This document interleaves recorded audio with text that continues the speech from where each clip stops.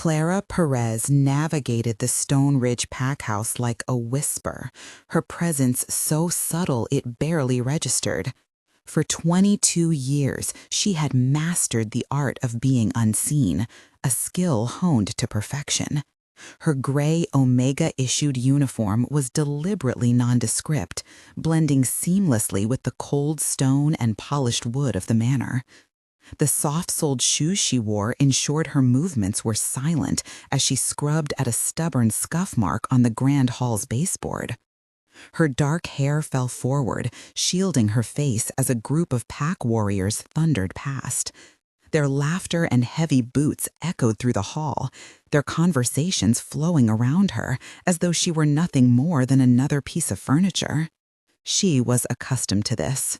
As an Omega housekeeper, invisibility was her role, refilling coffee, laundering uniforms, and polishing silver while shrinking herself into the background. The library door slammed open, and the overpowering scent of expensive perfume and hairspray filled the air, drowning out the faint aroma of linen polish. "Clara, oh my gods, there you are!" Khloe Hayes burst into the hall like a whirlwind of color and energy, her phone already recording. The screen's glow cut through the dim morning light.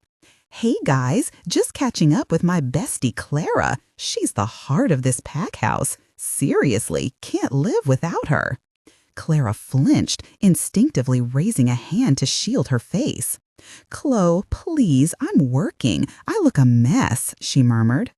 Khloe waved a dismissive hand, her manicured fingers tapping the screen to stop the recording. "Babe, stop. You always look adorable. Now, I need you. Which one screams future Luna? The crimson power suit or the emerald silk?" She spun her phone, showing Clara a rapid-fire slideshow of herself in various outfits, each more dazzling and extravagant than the last. Clara glanced at the images, then back at her friend's radiant, confident face. Khloe was everything Clara wasn't: beautiful, popular, and fiercely ambitious. A high-ranking beta with a degree from Crestwood University and a social media following rivaling celebrities, Khloe had spent the past month broadcasting her aspirations to become the Lycan King's Luna to her 500,000 followers. "The green," Clara said softly, her voice almost lost in the vastness of the hall. But Clara's quiet life of service was about to be shattered. When Julian Vance, the feared Lycan King, arrived at the manor, fate took an unexpected turn. It wasn't Khloe who caught his attention, but Clara, during an accidental collision in the chilly garage. The moment their eyes met, an undeniable mate bond ignited, throwing the pack into chaos. Khloe's reaction was immediate and explosive. In a fit of jealous rage, she slapped Clara, the assault captured on camera and going viral within minutes. But what Khloe didn't anticipate was Julian's response. As Clara stood there, trembling and bleeding, the king's fury erupted, not against her, but in her defense. He didn't merely protect her, he marked her, claiming her as his own.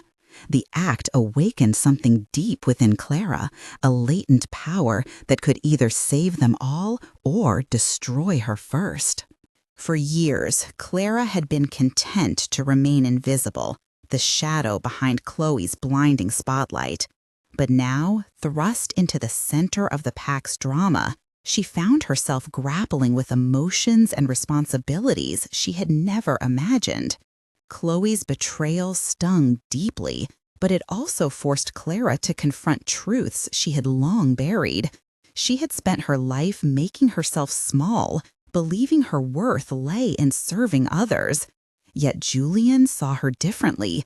He saw her strength, her resilience, her quiet dignity. And as Clara began to step out of the shadows, she realized that perhaps being invisible wasn't her destiny after all. Surrounded by whispers and stares, Clara leaned into Julian's protection while navigating the treacherous waters of pack politics. Her newfound power pulsed within her, raw and untamed, demanding mastery. Each day brought new challenges, forcing her to dig deep and discover parts of herself she hadn't known existed. Meanwhile, Khloe spiraled, consumed by jealousy and regret, lashing out in ways that further fractured their once unshakable bond. Through it all, Clara clung to the lessons she'd learned from years of quiet reflection. She had always noticed the small details, the way sunlight filtered through the windows, the faint hum of activity in the pack house, the delicate balance of relationships. Now, those observations became tools for survival, helping her navigate the shifting dynamics around her. Slowly, she began to carve out a place for herself, not as Khloe's shadow, but as her own person. Julian's presence loomed large in her life, his fierce loyalty both a comfort and a challenge. Together, they faced doubts and dangers, forging a connection that defied tradition and expectation. Clara knew the road ahead would be fraught with peril, but for the first time, she felt ready to face it, not as the invisible Omega, but as someone who mattered, someone who could change the course of their world. It matches your eyes perfectly, doesn't it? That's exactly what I thought too. Khloe beamed, her fingers already flying over the keys of her phone as she typed a new caption. This is it, Clara, the moment everything changes. Julian Vance, the Lycan King. Can you even imagine? They say he's intense, brutal even, but that's what a king needs, someone strong by his side, a partner. Her smile faltered for just a second, her tone shifting ever so slightly. Not some fragile little Omega. The words weren't cruel on the surface, but they stung nonetheless. Clara simply nodded, gripping the handle of her cleaning bucket tightly.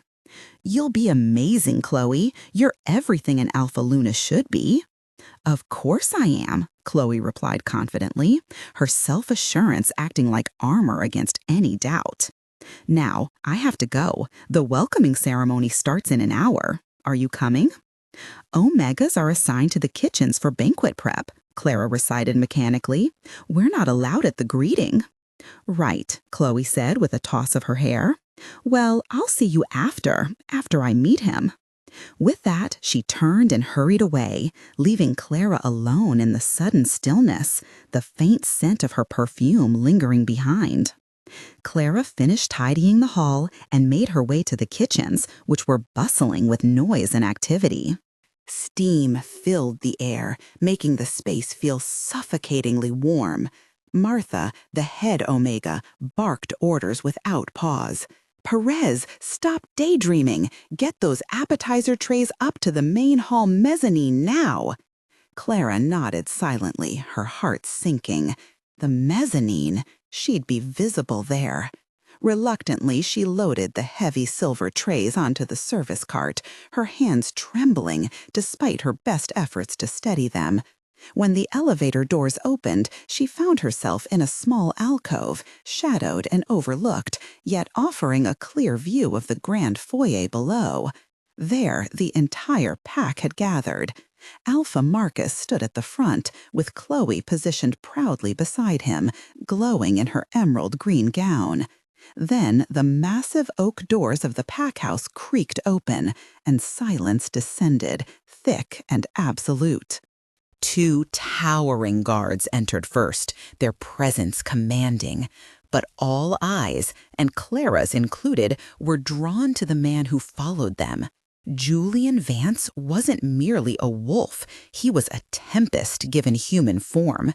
Power radiated from him in waves so palpable that the very air seemed thinner, heavier. He exuded dominance, each step deliberate and predatory. Ignoring Alpha Marcus and the rest of the welcoming line entirely, his head snapped up, his gaze sweeping across the room with an intensity that felt almost tangible. He wasn't here for ceremony or tradition, he was hunting. Clara pressed herself flat against the wall, her pulse racing wildly as her inner wolf whimpered in fear. "Hide, hide, hide," it urged desperately. His eyes, dark as midnight, scanned the crowd methodically, passing over warriors, elders, and even Khloe. And then, impossibly, his gaze locked onto the mezzanine, piercing through the shadows where Clara hid. For a moment, time seemed to freeze. He stopped breathing. And then came the growl, a low, guttural sound that reverberated not only through the hall, but deep within Clara's bones. It wasn't just a noise. It was a force, primal and possessive, shaking the very foundation of the stone beneath their feet. In the foyer below, the entire Stone Ridge pack reacted instinctively. Alphas lowered their gazes, warriors tensed, and betas bowed their heads in submission. Even the air itself seemed to quiver under the weight of his power. Clara's breath hitched as his eyes remained fixed on her, unyielding and fierce. Every fiber of her being screamed to flee, but she couldn't move, frozen in place by the sheer magnitude of his focus. In that instant, Clara knew one thing for certain: nothing about this day or her life would ever be the same again. Clara trembled as she knelt amidst the chaos of shattered glass and spilled hors d'oeuvres, her Omega instinct screaming at her to flee. The grand ballroom had transformed into a pressure cooker of tension, every eye fixed on the towering figure of King Julian Vance. His presence dominated the space, radiating an authority that made even Alpha Marcus bow in submission. Khloe Hayes stood frozen nearby, her carefully rehearsed welcome speech dying on her lips. The king's dismissive gesture had silenced her mid-sentence, leaving her humiliation broadcast across the room like a neon sign. Whispers ricocheted through the crowd, but Clara barely registered them, her entire being focused on the man before her. Julian's scent enveloped her, an intoxicating mix of pine and ozone that spoke of power and control. Yet, when he spoke that single word, mine, his voice carried none of the expected anger. Instead, it resonated with something far more complex. Possession, certainly, but tempered with an intensity that made Clara's heart race despite her terror. The crash of the silver tray had drawn everyone's attention, but now their collective focus remained riveted on the scene unfolding at the mezzanine. Clara's hands hovered uselessly above the mess as she stared up at the king, his golden eyes blazing with an inner fire that seemed to pierce straight through her soul. He wasn't seeing just another Omega. He was drinking in every detail of her face as if committing it to memory. Alpha Marcus's attempt at intervention had ended in disaster, the king's snarl sending shockwaves through the entire pack. Even from her position on the floor, Clara could see the Alpha's involuntary kneel, his authority crumbling before Julian's raw dominance. Yet when the king turned back to her, something remarkable happened. The predator's edge softened, replaced by something almost gentle. The offered hand hung there, gloved fingers extended, in what appeared to be an olive branch. But Clara knew better than anyone watching. This was no mere invitation. It was a command, delivered with all the weight of royal authority. Her trembling fingers inched toward his, the moment stretching into eternity as the fate of an Omega and a king intertwined in the most unexpected of circumstances. It was as if the universe itself had spoken through him. Clara trembled so violently she could barely draw breath as she hesitantly placed her small, calloused hand into his. The instant their skin connected, a surge of raw energy, white-hot and undeniable, coursed between them. Clara gasped, her vision erupting in blinding white light. It wasn't pain, it was something far more profound, a bond forming, a circuit completing. Julian's grip tightened like steel as he pulled her to her feet, guiding her away from the shadows, past the shards of broken glass scattered on the floor. He led her down the grand staircase, ignoring the livid glare of a pale-faced Khloe. He didn't stop until they stood at the heart of the room, directly in the center where all eyes were fixed upon them. Turning to face the stunned crowd, Julian declared with unshakable certainty, "I have found her." His words lingered in the air, heavy and electric, slicing through the unnatural silence that gripped the hall. The pack remained frozen, disbelief etched across every face.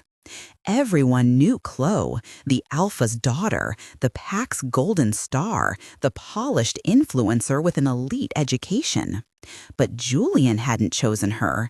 Instead, he'd selected Clara, the invisible Omega who scrubbed floors and served meals, the girl still shaking uncontrollably, her hand firmly clasped in his, a streak of polish smudging her cheek. For Clara, reality had shifted entirely. The aftershocks of his touch still reverberated up her arm, but it wasn't just physical. It was deeper, primal. In the moment Julian claimed her, a flood of overwhelming clarity surged through her veins.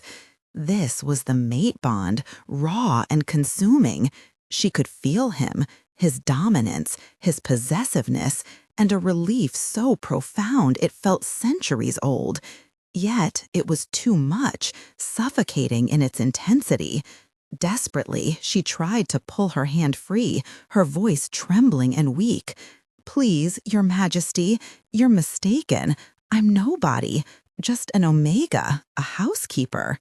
Her terror, her denial, ignited the tension hanging thick in the room. Khloe Hayes, standing rigid with humiliation, finally snapped. Her laughter erupted sharp and shrill, cutting through the silence like shattered glass. Several wolves flinched at the sound. "A mistake," Khloe spat, stalking forward, her emerald dress whispering against the floor. "Of course it's a mistake, Your Majesty. Surely you're confused." She gestured wildly toward Clara, her movements slashing through the air. "This is Clara Perez. She serves food, scrubs floors. She's nothing." Julian turned his head slowly, leveling Khloe with a gaze devoid of warmth or mercy. His golden eyes were cold, flat, and utterly dismissive. "She is my mate," he said, each word landing like a hammer blow. There was no room for argument, no hint of doubt in his tone. This wasn't a negotiation or a fleeting consideration. It was a declaration carved in stone. He was not confused. The weight of his statement crushed Khloe's world. The future she had meticulously crafted, the crown of Luna, the envy of the Lycans, the pinnacle of admiration, wasn't merely slipping away.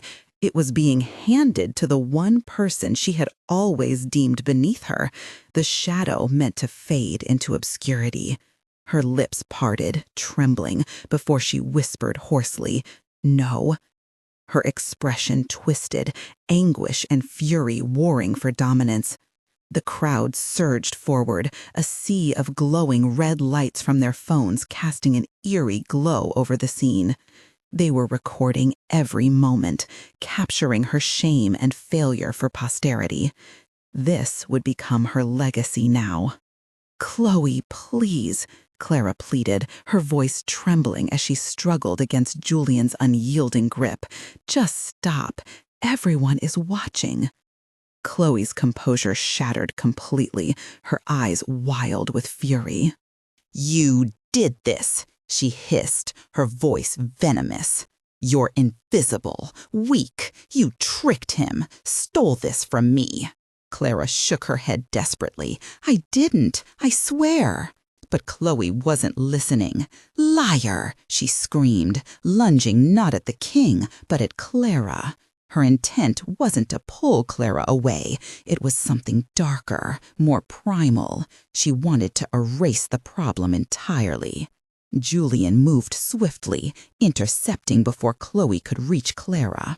His hand shot out like a vice, gripping Khloe's wrist with unrelenting strength. "Do not touch her," he commanded, his tone leaving no room for argument.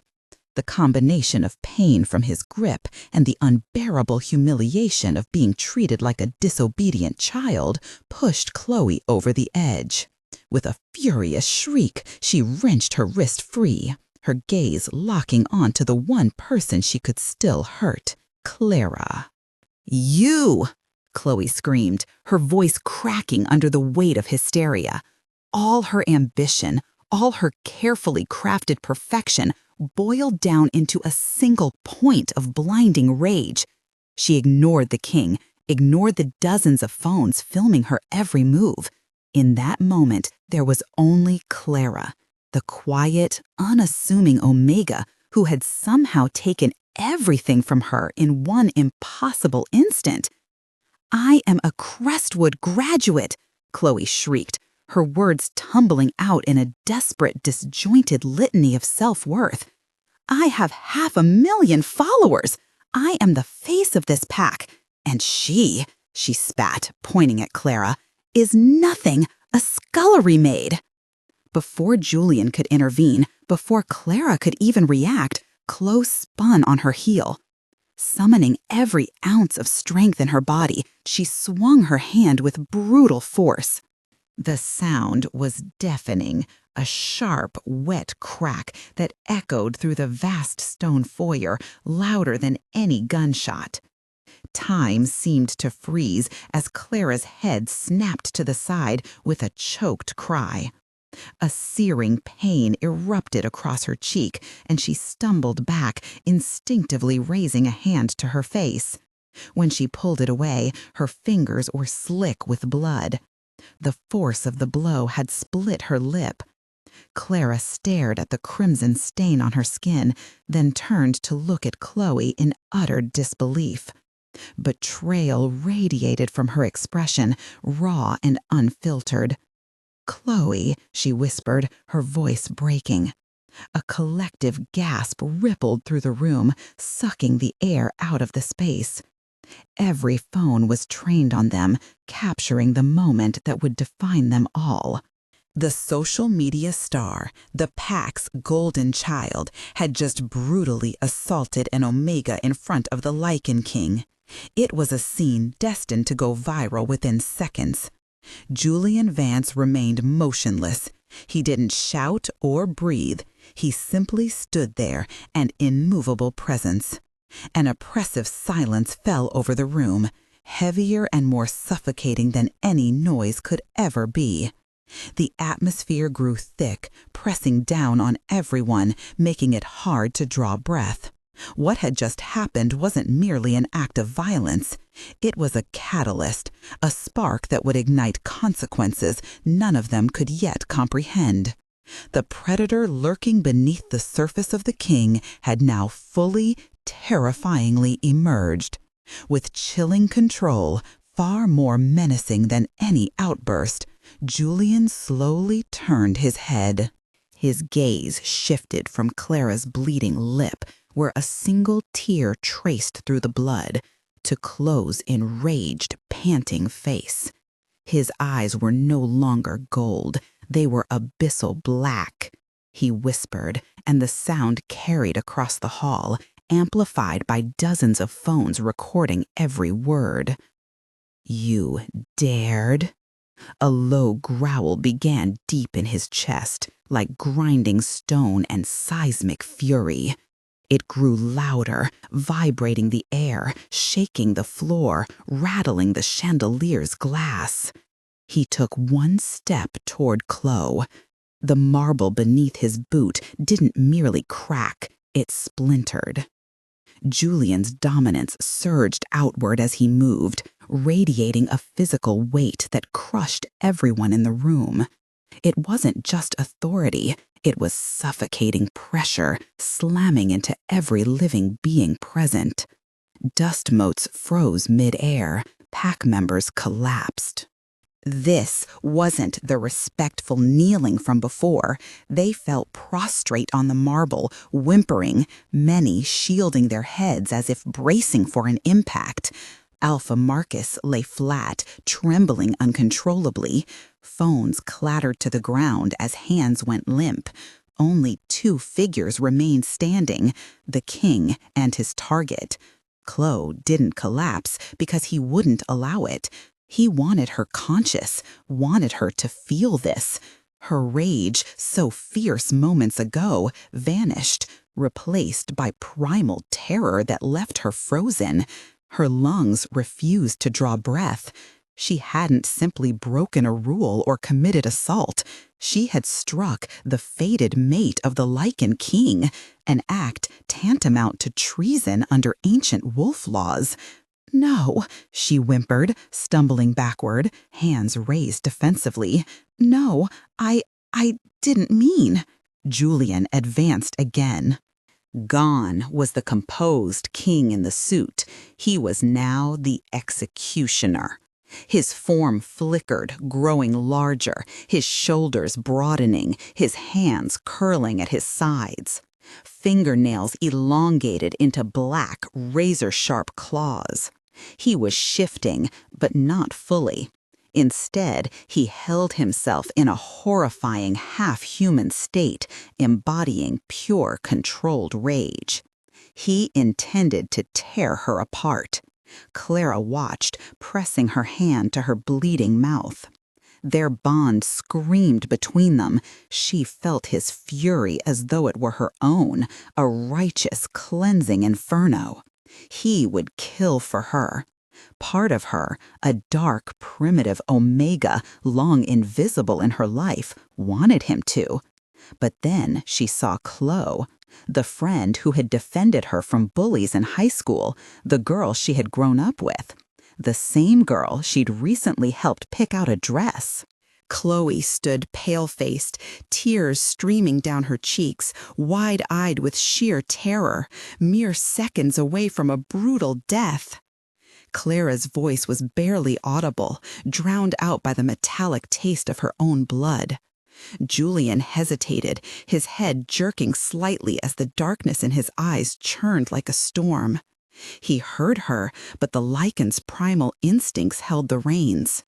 "He hurt mate," he growled, the words guttural and distorted, barely resembling human speech. Turning back to Khloe, he raised his clawed hand, poised to deliver a fatal blow. "Stop!" Clara screamed, the sound tearing through the room with raw intensity. She stumbled forward, her movements awkward, and threw herself, not at Julian, but directly in front of Khloe. Spreading her arms wide, she became a fragile, bleeding shield, protecting the very person who had attacked her. "No," she cried, her voice breaking. "You'll have to go through me." Julian froze. His clawed hand hovered mere inches from Clara's face. The air crackled with tension as he found himself trapped. His mate, battered and trembling, stood between him and the threat he was born to eliminate. Fury radiated from him, yet her command created an unyielding conflict within him. The standoff was electric, a silent tableau of rage and mercy that left the entire pack holding their breath. For 3 agonizing heartbeats, the moment stretched on. Julian's dominance still filled the room, but the lethal intent had faltered, dammed up by the small bleeding omega blocking his path. His chest rose and fell heavily, the claws twitching at his side. A choked, pained growl rumbled in his throat, the sound of a creature torn between instincts. "Protect, mate. Obey, mate. Please," Clara whispered, tears streaming down her face, mingling with the blood staining her chin. "Julian, please don't. Not for her, for me." Hearing his name spoken in such a desperate plea pierced through the haze. The solid black of his eyes flickered, molten gold seeping back into them as his wolf struggled to regain control. With a ragged exhale, the oppressive energy in the room began to recede. The claws retracted, and the monstrous form shifted back into the man. Lowering his hand, Julian locked his gaze onto Clara. His breathing was labored, every muscle taut with the effort of restraint. Though fury still simmered beneath the surface, the Lycan no longer ruled him completely. As the pressure lifted, Khloe gasped for air, her body convulsing as she vomited onto the marble floor. Her terror had overwhelmed her, leaving her physically broken. Julian ignored her entirely. Stepping closer, he focused solely on Clara. Gently, he cupped her face in his large hands, his thumbs wiping away the blood trailing down her cheek. His touch was tender, a stark contrast to the violence he had nearly unleashed. "You bleed," he said, his voice rough and low. I'm okay," she stammered, though her trembling betrayed her words. "No!" Khloe shrieked suddenly, scrambling to her knees. Her fear morphed into frantic desperation. "She was spared. You see, Your Majesty? She's weak. She bleeds from a slap. She's just an Omega. She can't be your Luna." Staggering to her feet, she wiped her mouth, her wild eyes locking onto Julian. "I am the one you need." I attended Crestwood University, earning a degree in communications. I have followers and the ability to manage public images. She just handles laundry. Julian didn't even glance at her. His gaze stayed fixed on Clara's.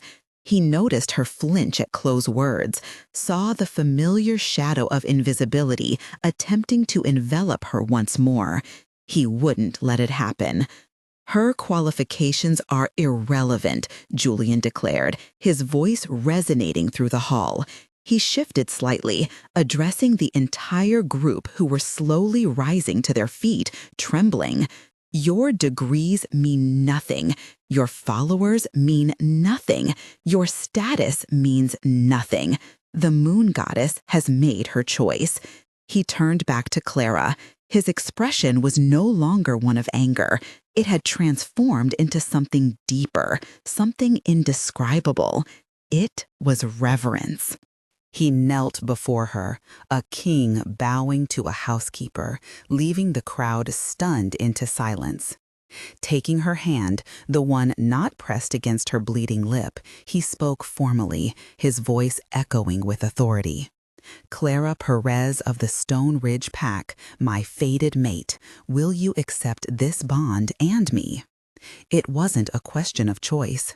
The bond already thrummed between them, alive and undeniable. She glanced from his kneeling form to Khloe's face, frozen in an expression of pure, uncomprehending horror. Clara understood that this moment marked the end of one life and the beginning of another. With a single trembling nod, she whispered, "Yes." "Then it is done," he affirmed.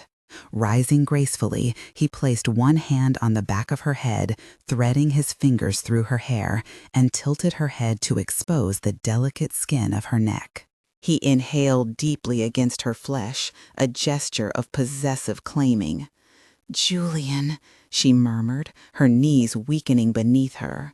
His fangs descended, long, sharp, and gleaming white. "Mine," he growled against her skin before sinking them into her flesh. The pain was excruciating, a searing, white-hot agony that tore a scream from her lips, but only for a fleeting second.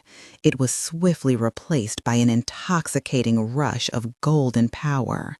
It surged through her veins, a torrent of energy uniquely his, flooding her body.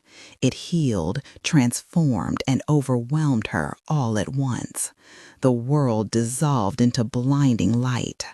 As she fell, she felt his strong arms catch her, his voice echoing as the last thing she heard. "I have you, my Luna." Silver eyes. Clara's world became fire and light.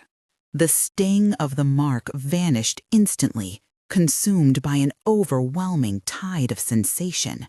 She was acutely aware of Julian's arms cradling her, lifting her as though she weighed nothing. In the distance, she heard the collective gasp of the pack and Khloe's strangled sob, but these sounds seemed miles away, muted at the end of a long tunnel. Her focus was entirely on the energy pouring into her from his bite. It was his essence, his life force, his power, and it merged with hers, awakening something ancient that had lain dormant in her bloodline for generations. It was too much. Her body, the fragile omega vessel she'd inhabited her entire life, couldn't contain it. The white light enveloped her, a merciful veil, pulling her into unconsciousness before they had even left the grand hall. When she awoke, it wasn't gradual but instantaneous, as though a switch had been flipped. Her first awareness was scent. The dust in the ventilation ducts, the faint chemical tang of fresh paint, and the subtle ozone trace of advanced security systems filled her senses. Then came the unmistakable aroma of pine mingled with crisp air, Julian's scent. Though he wasn't in the room, she could sense his presence nearby, pinpointing his location instinctively like a map etched into her mind. Sound followed. The whisper-soft hum of air conditioning, the distant thrum of an elevator, and the steady rhythm of her heartbeat. No, two heartbeats. Hers rapid and sharp, and another's deeper, slower, resonant, beating in counterpoint to hers. Julian's. She opened her eyes. The penthouse was dark, except for the glow of city lights spilling through floor-to-ceiling windows. Lavish, modern, sterile. She lay on a bed so vast it felt like its own continent, draped in a fur throw that carried his scent. Clara sat up, noticing immediately how different her body felt. Her limbs, once wiry and weary from years of labor, now brimmed with sleek, humming power. The dull ache that had lingered in her muscles was gone. She touched her lip. The split where Khloe had struck her was healed, smooth and unblemished as if it had never existed. What? Her voice startled her. It was richer, deeper, carrying a resonance foreign to her ears. She slid off the bed, her feet hypersensitive against the plush carpet. Across the room, a full-length mirror beckoned. As she walked toward it, her movements felt alien, fluid, deliberate, almost predatory. Stopping before the glass, her breath caught. The reflection staring back at her was both familiar and strange. Her mousy brown hair shimmered with newfound depth, her pale complexion now luminous. But it was her eyes that arrested her gaze. Once soft brown, they were no longer ordinary. A faint silver light radiated from within, reminiscent of moonlight on untouched snow. They gleamed with an intensity that was unnervingly beautiful and undeniably powerful. These were not the eyes of an omega.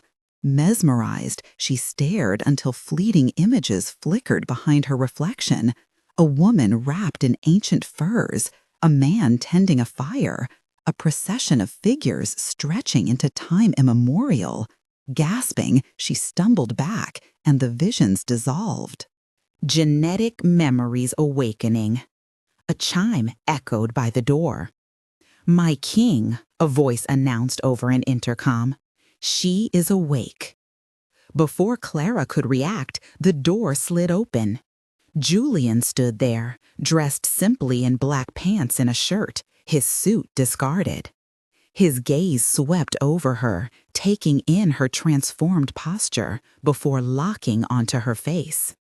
A slow, deeply contented smile stretched across his lips. "There you are, my Luna. he murmured, his voice tender. Your eyes, they are extraordinary. While Clara began to adjust to her new reality, Khloe's world was unraveling. She stood frozen in the grand hall long after Julian had carried Clara away. The king's departure shattered the tense stillness, and chaos erupted in the pack house. The oppressive, dominant energy that had held everyone in place dissipated, replaced by a frantic, high-pitched buzz. Voices overlapped, phones were whipped out, and the room became a cacophony of whispers and clicks. Within moments, videos taken from dozens of angles flooded the pack network. In under 90 seconds, footage of the slap spread like wildfire across shifter-centric blogs and gossip sites. 5 minutes later, it breached human social media platforms. Khloe's phone, clutched tightly in her trembling hand, vibrated incessantly. It didn't stop. It was an unbroken, shrill hum against her palm, a physical manifestation of her life collapsing. First came the comments. Her most recent post, a glamorous photo of herself in an emerald dress with the caption, "Ready to meet the king," had become a battleground. Comment after comment poured in. OMG, did you see what she did? She hit that poor Omega. Cancel Khloe Hayes. What a psycho. Sponsorships began to crumble before her eyes. Notifications flashed on her lock screen, relentless and damning. Brand partnership termination, Silver Moon Cosmetics, immediate contract review, Alpha Activewear, statement request, Wolf World News. No, no, she whimpered, backing away from the crowd, from the stairs. Desperate, she turned to Alpha Marcus, her father's oldest friend, pleading silently for help. His face was ashen, his expression grim. Marcus, please make them stop, she begged. It was a mistake. A mistake? He snapped, his voice icy. You assaulted the fated mate of the Lycan King. You've humiliated this pack. You've brought shame upon us all. His words struck like a knife. Get out of my sight. That was the final blow. Her own pack, her own people were abandoning her. She fled, stumbling toward the grand staircase, her expensive heels slipping on the polished marble. She ran to her room, the one place that had always been her sanctuary, her studio, her command center. Slamming the door shut behind her, she locked it and sank to the floor, clutching her vibrating phone. She opened her main social media account. Her follower count, the number she'd obsessively cultivated, curated, and based her entire identity on, was plummeting. She watched in horror as hundreds of thousands disappeared in real time. 490K, 470K, 420K. For every follower lost, a dozen more appeared, but they weren't supporters. They were a digital mob descending to witness her downfall. Every ounce of her self-worth was tied to that number, to public perception. She wasn't just Khloe Hayes, she was Khloe, the alpha beta, and now she was being erased.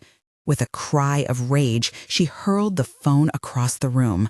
It shattered against the wall, but even then, she could still feel its phantom vibration resonating in her bones. Alone, broken, and stripped of everything she had built, she sat amidst the wreckage of her life. She had lost everything: her king, her status, her reputation, her followers, and even her best friend, the one person who had always stood by her, now gone by her own hand. She collapsed onto her expensive rug, curling into a tight ball as a low, mournful wail escaped her throat, echoing her despair. The fall was complete, a plunge from which there seemed no return. Clara spent the next 24 hours in the penthouse, adrift in a surreal haze. Julian remained a constant presence, unwavering and steady. He wasn't the intimidating king she'd encountered in the foyer. With her, he was gentle, protective, and endlessly patient. Food was brought to them, simple yet indulgent meals that delighted her heightened senses. He spoke of the bond between them, explaining how he could feel her emotions, her confusion, her fear, and now the burgeoning strength within her. "The power you feel," he said, his deep voice a comforting rumble as they sat on the balcony overlooking the sprawling city, "is not just mine. The mark unlocked your own. You are a Luna, Clara, a true Luna, not by title, but by blood. Your Omega status, it must have been a form of protection, a cocoon until I found you." She wanted to believe him. She felt the energy humming beneath her skin, undeniable and raw. But her mind still clung to her old identity. "I don't know how to be a Luna," she admitted softly. "I don't know how to be this." "I will teach you," he promised, taking her hand in his. "You've already shown me your greatest strength, your mercy. You saved your friend from me, even after what she did to you. That is a strength I have never known." This fragile peace shattered on the second morning. Riker, Julian's head of security and a stern-faced wolf, entered the penthouse and bowed deeply. "Your Majesty, Luna," he addressed her, using the formal title. Clara felt a fleeting thrill, followed by a wave of panic. Riker continued, "An urgent encrypted message has arrived from the Allied Pact Council." Julian's relaxed demeanor evaporated instantly. He rose to his feet, the weight of kingship settling back onto his shoulders like an invisible mantle. "Put it through," he commanded. A high-definition screen flickered to life on the wall, revealing a video conference. 3 faces appeared, 2 men and 1 woman, all older, their expressions hardened, their eyes sharp and critical. These were the alphas of the 3 oldest and most powerful pacts in the Alliance. This was the Council. "King Julian," the woman, Alpha Ara, began, her voice clipped and dripping with condescension. "We offer our congratulations on finally finding your mate." Julian's reply was curt, devoid of warmth or celebration. "Alpha Ara," he acknowledged flatly, "this is not a social call." "No," grunted one of the men, Alpha Thorn. His tone matched his harsh features. "It is not." "The footage from your welcoming at Stone Ridge has been reviewed by the Council. As you well know, the position of Lycan Luna is far from ceremonial. It carries supreme authority, second only to yours. It demands experience, knowledge of diplomacy, resource management, and inter-pack law." His gaze shifted pointedly to Clara, standing beside Julian. His disdain radiated off the screen, a palpable force that filled the room.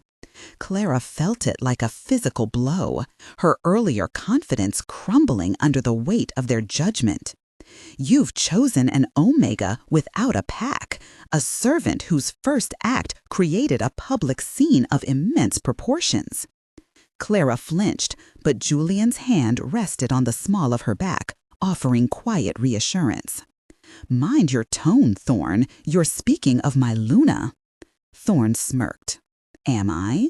Or am I speaking of a housekeeper? The alliance is fragile, Julian. We can't afford instability caused by your mate's inexperience.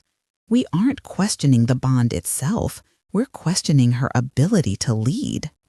Alpha Alar interjected, her voice final and unyielding. "The Council is formally invoking the Competency Accords of 1887. Your mate will undergo testing. Her fitness to rule will be evaluated. Should she fail, the bond will remain intact, but the title of Luna and all its associated political power will be withheld.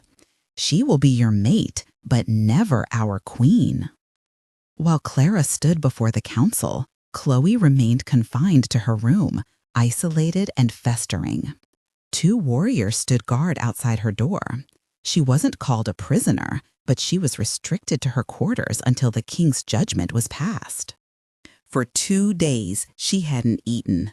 The buzzing in her mind hadn't ceased. The phantom vibrations of her shattered phone served as a relentless reminder of her downfall. It still lay on the floor where it had fallen. She'd avoided looking at it, but the silence gnawed at her. Crawling across the cold floor, she retrieved the broken device. Its screen was a web of cracks, but it powered on. Connecting to the pack Wi-Fi, Khloe was bombarded with news articles, opinion pieces, vlogs, all centered around the infamous slap. She was a meme, a villain, a punchline. Screenshots of sponsor statements condemned her actions while praising the brave, forgiving Omega. Then came the official announcement from the Lycan King's office, a simple, elegant portrait of Clara. Gone was her uniform. Instead, she wore a dark blue dress, her hair loose, her eyes glowing silver. The caption beneath the photo read, "Presenting Luna Clara Vance of the Allied Packs." Luna Clara Vance. The word struck Khloe like a blow. Her despair, once a cold and empty void, began to harden. Slowly, it shifted into something else, something hot, acidic, and black. Rage coursed through her veins. It wasn't fair. Clara had done nothing. She had merely been there, collided with fate, and stumbled into a destiny she didn't earn. She hadn't built a platform, pursued a degree, or spent years cultivating an image of leadership. Khloe had done all that. She had worked tirelessly, earning every step forward. And Clara, with one clumsy accident, had stolen it all. Now she was a Luna, her eyes glowing with borrowed power. A bitter, hysterical laugh bubbled up in Khloe's chest. Clara, who couldn't even manage a guest list without panicking, was now expected to help govern the packs. It was absurd. Surely the council would see through this farce. They would test her, and Clara would fail.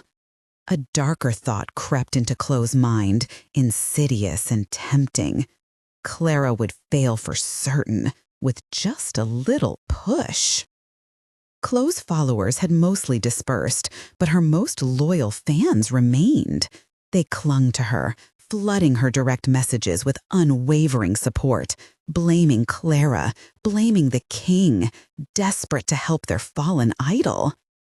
Her fingers, still stained with chipped 2-day-old nail polish, hovered over the keyboard before beginning to type. Though her reputation was in tatters, her charisma and ability to mobilize others were as sharp as ever. She wasn't powerless yet. "I need your help," she typed, sending a mass message to her 10 most devoted followers. "Our pack is in danger. That woman is an imposter. The king is blinded by the bond. She must be stopped before she destroys us all. The council is testing her. I need everything about those tests. And I need information, everything about Clara Perez's life, every mistake, every secret, every weakness." She hit send. Within moments, replies poured in. "Anything for you, Khloe. We're on it. She won't know what hit her."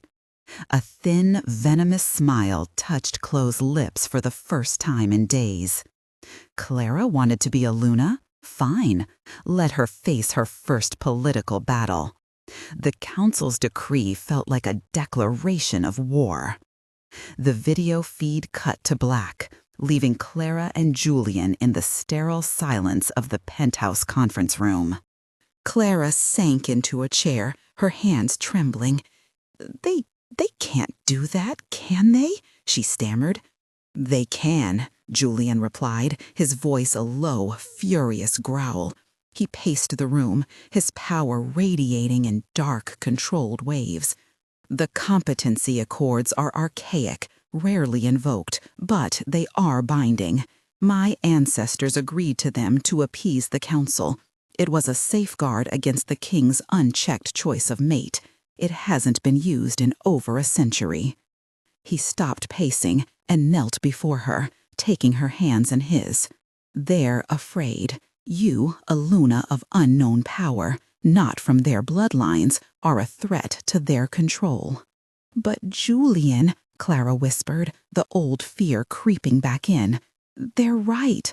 I don't know anything about diplomacy or resource management. I scrub floors."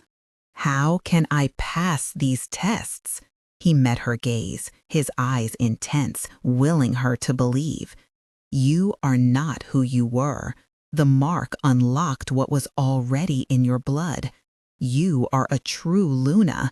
You just need to remember." He led her to a vast library, its walls lined not with books, but with high-resolution screens. "This is the complete Pack Alliance archive. Law, history, trade treaties, everything you need to know." Clara stared at the endless scrolling text files, a wave of nausea washing over her. It was like being handed a university education and being told to master it overnight. "When is the first test?" she asked, her voice barely audible. "Tomorrow," Julian replied. Clara almost collapsed. No, it's impossible. I can't. She backed away from the screens, pressing her hands to her temples. "I'm not a Luna. I'm Clara." "I'm the Omega." Julian tried to calm her, his voice firm but gentle. "Clara, breathe." But his words felt distant. Panic closed in around her, the room shrinking with every heartbeat. "I'm going to fail. I'm going to embarrass him. No." A new thought, sharp and crystalline, sliced through the fog of her panic. It wasn't hers, but it resonated with undeniable authority. "You are not Clara. You are the vessel. You are the line." She closed her eyes, shutting out the screens, shutting out Julian, and turned inward. She searched for the silver light, the fire that the mark had ignited within her. She found it, faint but steady, and pushed. It didn't come as a torrent. It came in bursts, a chaotic montage of images flashing before her mind's eye. A hand sketching a map on cured hide. The scent of a specific mountain herb used to repel burrowing pests. The face of an alpha lying through clenched teeth. A cool, commanding voice negotiating grain trade during a drought. An ancient treaty signed under a blood moon, a hidden aquifer revealed. It was chaos, disjointed and overwhelming, centuries of knowledge colliding at once. But it was there. Clara opened her eyes. On the screen in front of her was a complex law regarding water rights that had been incomprehensible moments ago. Now she understood it completely, the precedent, the loophole, everything. She glanced at Julian, whose expression was one of awe and unease. "Clara, your eyes," he murmured. They were no longer a faint silver, but blazed with a luminous white light, steady and unyielding. Turning to him, she felt herself transformed. Her fear had vanished, replaced by icy clarity.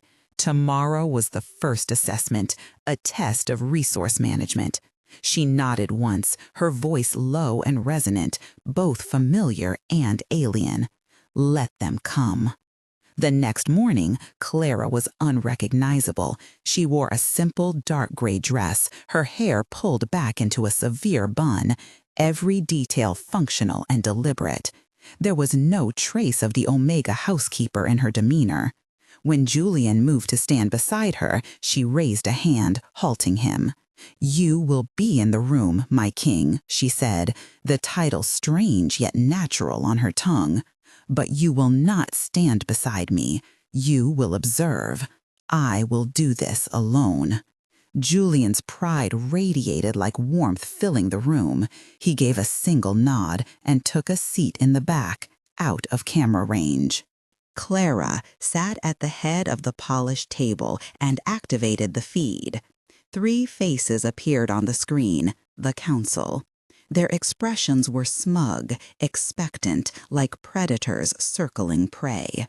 Luna Clara Alpha began, her tone dripping with false courtesy.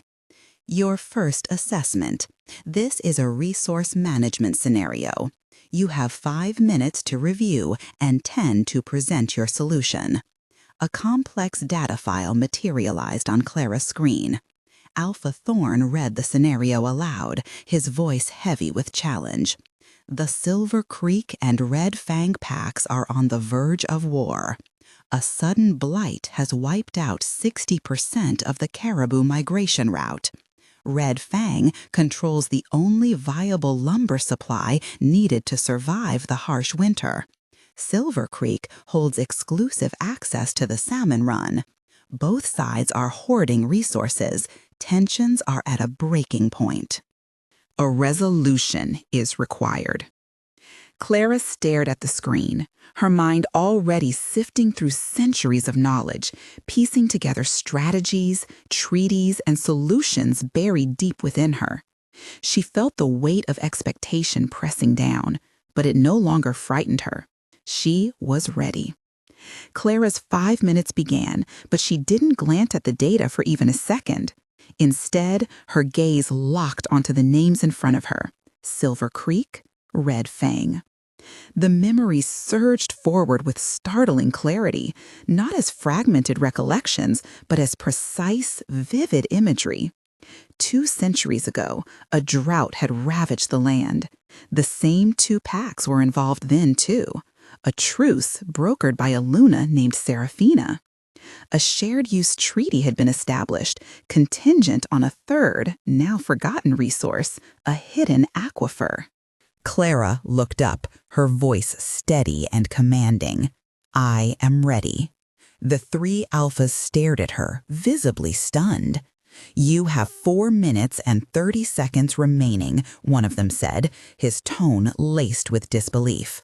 I do not need them, Clara replied, her silver eyes unwavering. Her calm authority filled the room. You are approaching this problem incorrectly. You're attempting to mediate a trade between lumber and salmon. She pulled up an archival file dated 214 years prior onto the main screen. You've forgotten the aquifer. The Treaty of 1811, mediated by Luna Seraphina, granted shared access to a freshwater spring beneath Red Fang territory in exchange for Silver Creek's fishing rights. That spring is capable of irrigating new pasture land, bypassing the blighted caribou grounds entirely. The lumber is irrelevant. Her voice remained resolute. Your solution proposes a trade. Mine focuses on infrastructure. I suggest you dispatch an envoy to remind both alphas of the treaty they have neglected. This isn't a resource war. It's a breach of ancient pack law. A profound silence fell over the room.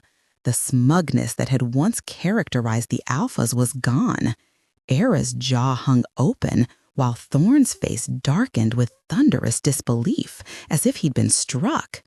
Julian, seated in the back, sat utterly still, his eyes fixed on his mate with undisguised awe. Era recovered first, her complexion pale. We will take your solution under advisement. The screen went black, leaving Clara alone in the quiet, her heart racing, not from fear, but from the adrenaline of triumph. She had succeeded. There was no time to relish her victory. Humiliated and now genuinely threatened, the council moved quickly, rescheduling the second trial for the very next day. Their goal was clear: to exhaust her, to destabilize her. When their faces reappeared, all pretense of formality evaporated. Their expressions were cold, hostile. The second assessment, Ara announced, her voice sharp: diplomacy. An alpha son from the Iron River Pack has been accused of murdering a human in a border town. The human authorities possess photographic evidence and demand he be handed over. The Alpha refuses, citing shifter law, and is threatening to blockade the human town. This action jeopardizes the veil, the secrecy of our existence. How do you respond? For a fleeting moment, panic flickered within Clara. This wasn't about resources, it was about lives. Taking a deep breath, she steadied herself, drawing upon the reservoir of calm within. The memories offered their answer. The veil remains essential, as does our sovereignty. The Alpha reacts out of pride, while the humans respond from fear. A joint tribunal stands as the sole solution. Explain, Thorne demanded sharply. Clara's voice was resolute as she replied, "We will not surrender the Alpha Son to human justice, but neither will we conceal him. I suggest an immediate meeting with the mayor and police chief of the human town. We extend them a place at our tribunal. They can present their evidence, and we conduct the trial under our ancient, unyielding laws, older and stricter than theirs. They witness justice served, and the Alpha preserves his dignity as his son is judged by his own people. Through cooperation, not hostility, we uphold the veil."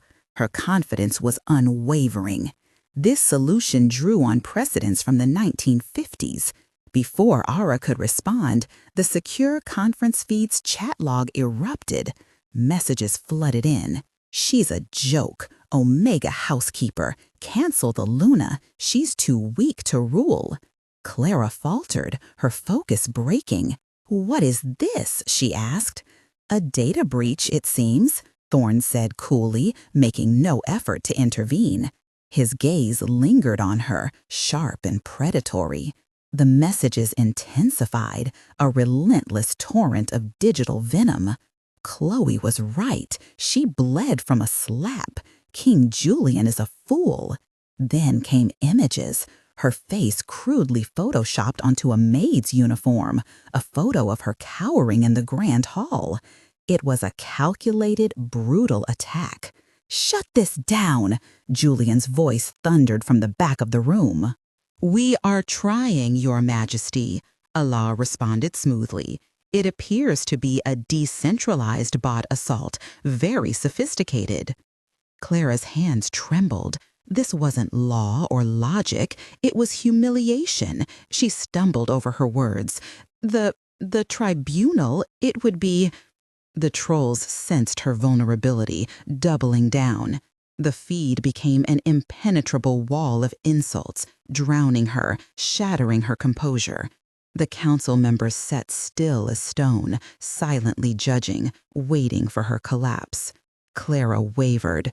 The digital onslaught roared like a storm, designed to break her fragile confidence. Ancient, logical memories were drowned by fresh, stinging trauma. "Weak Omega housekeeper," the screen jeered. "Stop it," she whispered, pleading with the council. "Please make it stop."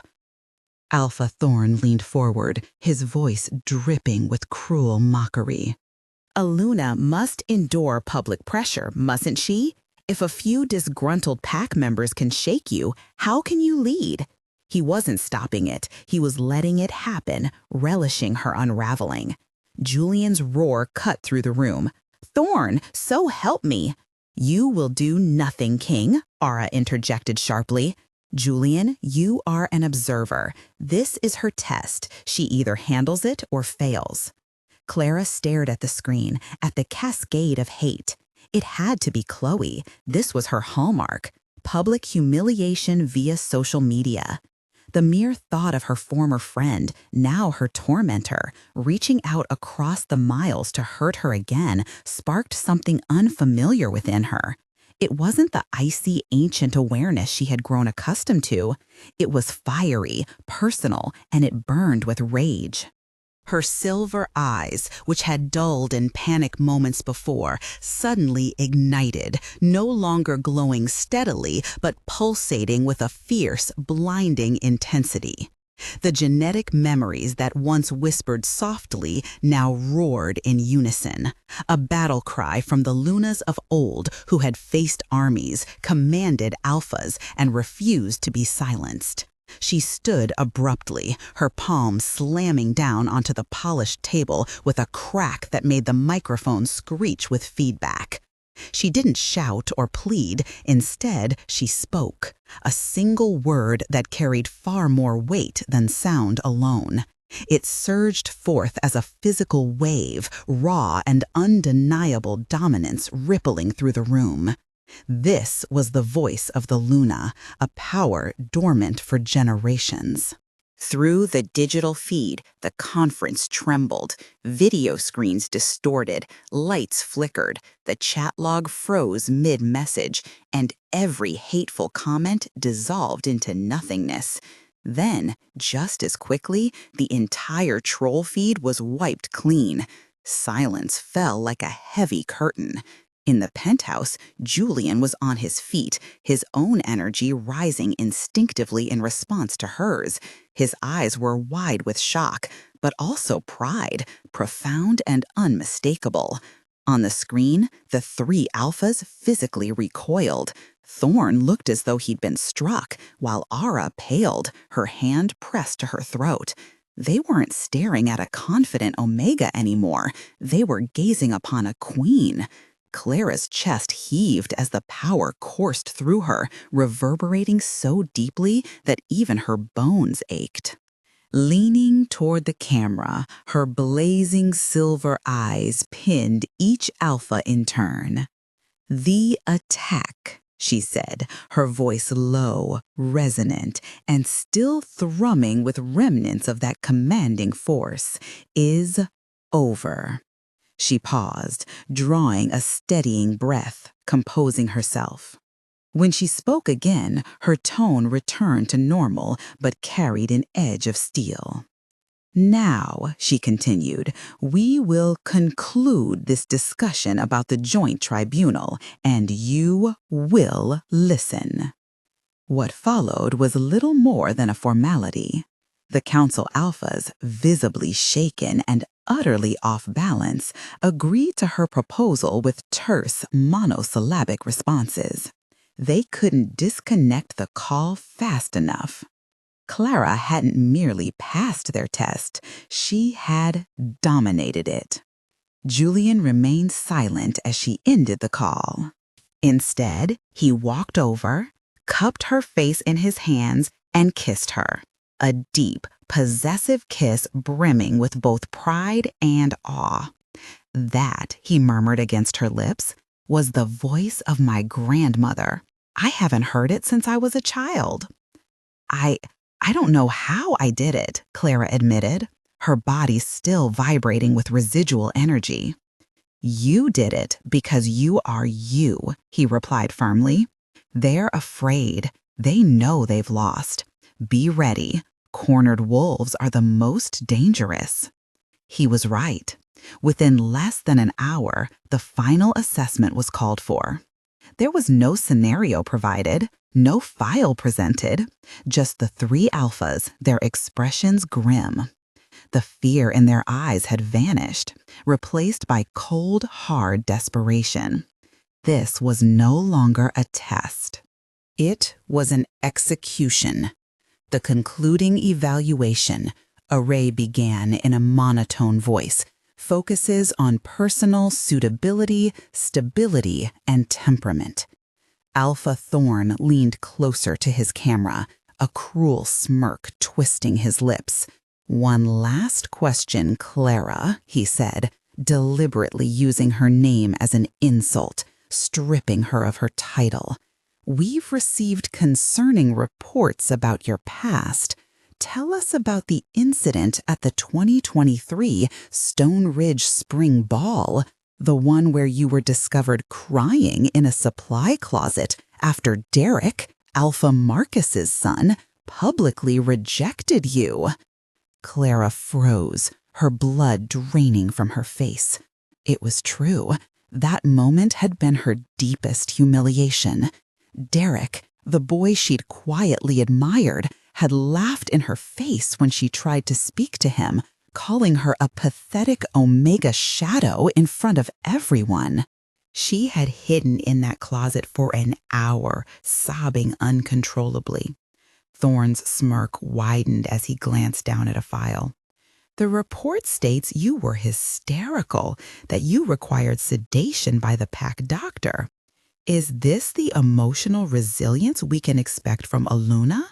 A leader who collapses and hides when a young alpha finds her unworthy? Julian shot to his feet, his rage palpable. "Thorne, how dare you?" he snarled. "It's a legitimate question," Thorne snapped back, his tone cold and unyielding.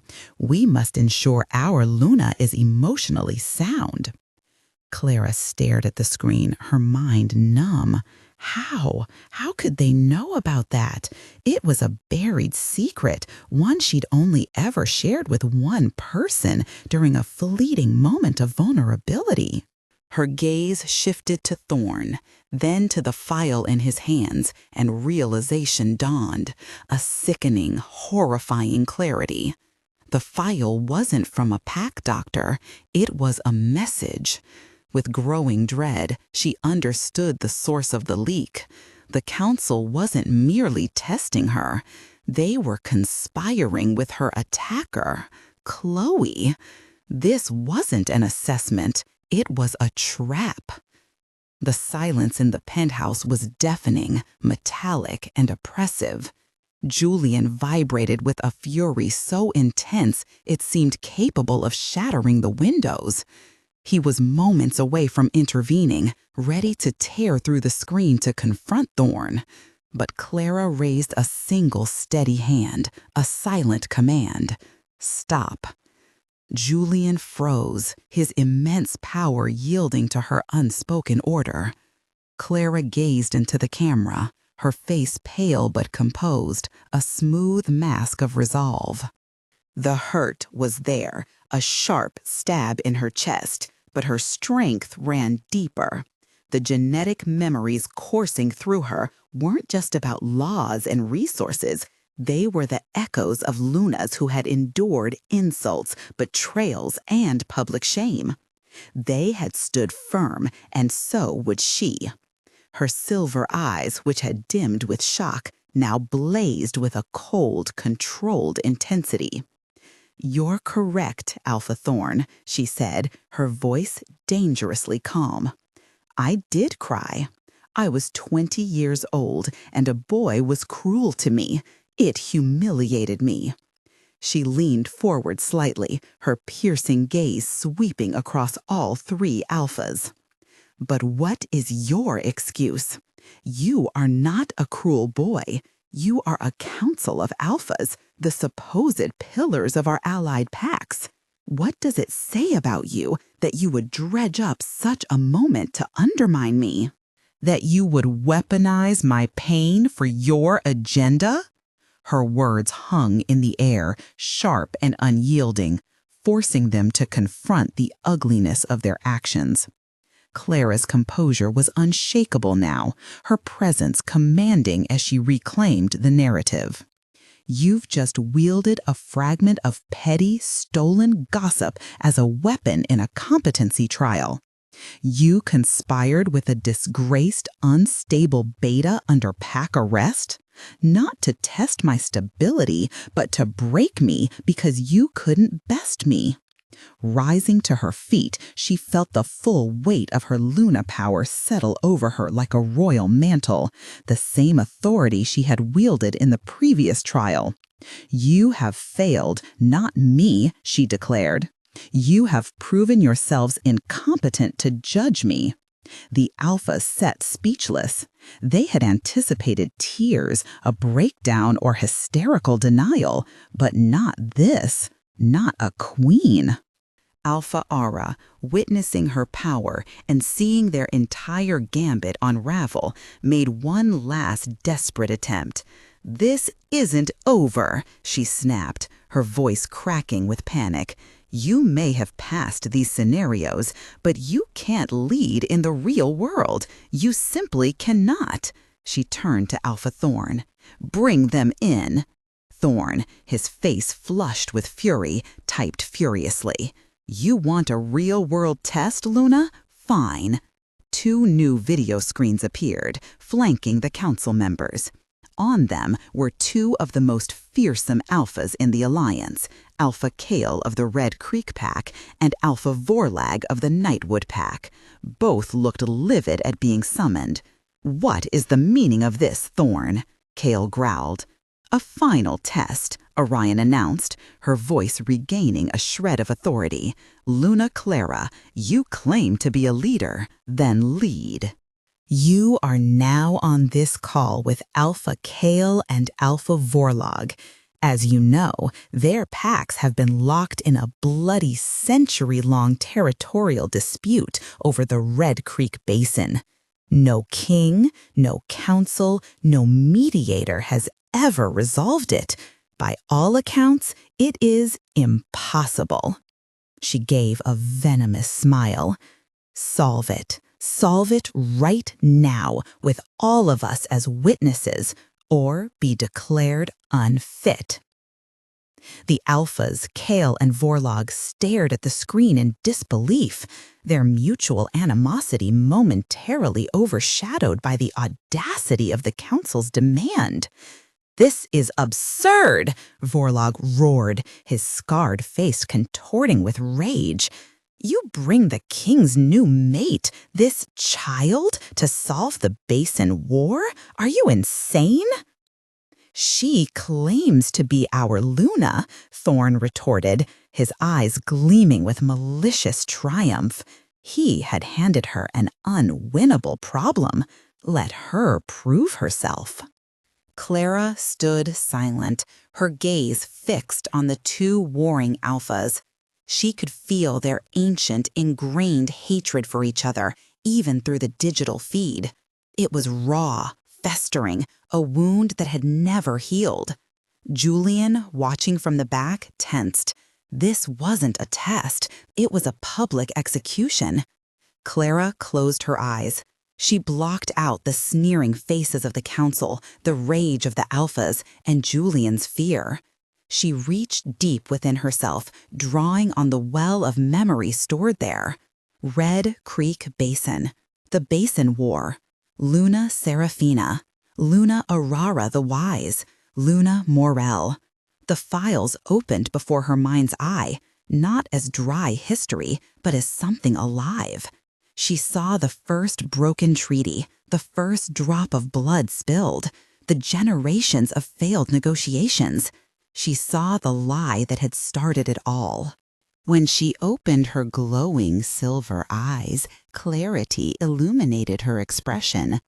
"Alpha Kale," she spoke, her tone calm yet unyielding, slicing through the palpable tension.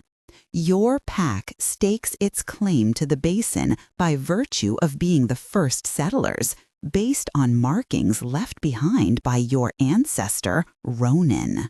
"And so it was," Kyle growled fiercely. "The sacred stones confirm our rightful ownership." Clara continued unperturbed, addressing Vorlag next. "Alpha Vorlag, you assert the basin belongs to you because your ancestors gave their lives to consecrate the land and that the sacred stones are yours, not his. You believe his forebears were thieves." Borlug's voice thundered in response. "The blood oath upon those stones proves our claim." "You are both mistaken," Clara declared firmly. The 2 alphas froze, silenced by her words.